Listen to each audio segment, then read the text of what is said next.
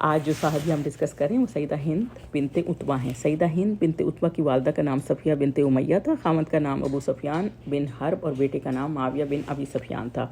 زمانہ جاہلیت میں سیدہ ہند کا خامد فاقہ بن مغیرہ تھا، جس سے کسی فیملی کی ناچاکی کی وجہ سے ان کی طلاق ہو گئی تھی، اور اس کے بعد سیدہ ہند کی شادی ابو سفیان بن حرب کے ساتھ ہو گئی،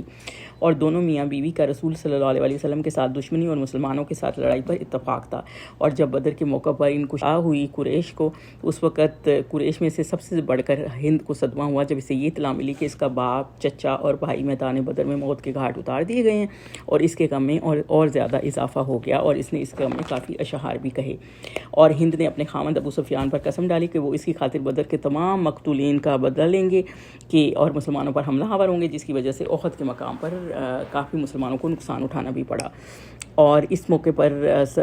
سیدہ ہند نے ایک غلام وحشی بن حرب سے وعدہ کیا کہ اگر وہ حمزہ بن عبد المطلب کو قتل کر دے گا تو اسے انعام و اکرام سے مالا مال کر دیا جائے گا۔ اور جب اس غلام نے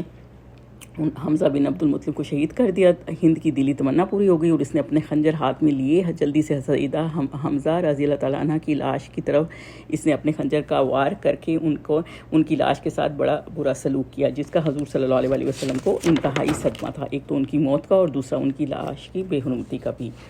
اور جب فتح مکہ ہوا تو پھر اس وقت ابو سفیان نے اسلام قبول کر لیا، اور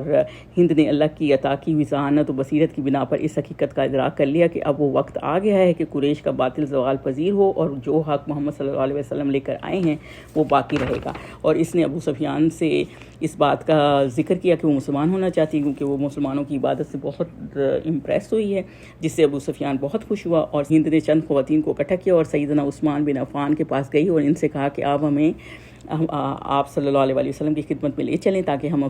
اسلام قبول کر لیں۔ سیدنا عثمان بن عفان ان خواتین کو اپنے ساتھ لے کر رسول اللہ صلی اللہ علیہ وسلم کی خدمت میں حاضر ہوئے، اور ہند نے اس موقع پر حضور صلی اللہ علیہ وسلم کے ہاتھ پر بیعت کر لی، اور دوسری خواتین نے بھی۔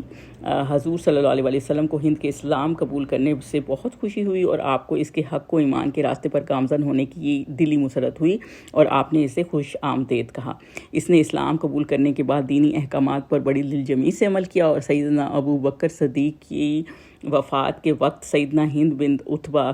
موت و حیات کی کشمکش میں مبتلا تھیں، اور جلد ہی قضائے الہی سے وفات پا گئی تھیں، اور اللہ تعالیٰ انہیں جنت نصیب کرے۔